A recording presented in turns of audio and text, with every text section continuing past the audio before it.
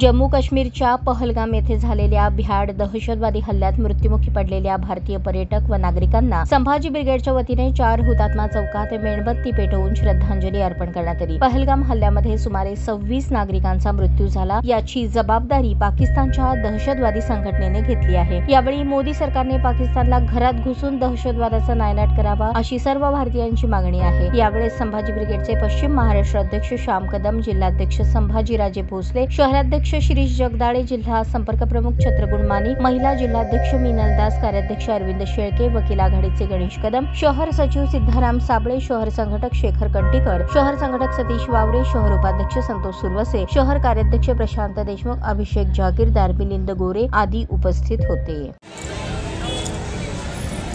काल जम्मू काश्मीर पहलगाम या ठिकाणी पर्यटकांवरती आतंकवादी हल्ला झालेला आहे।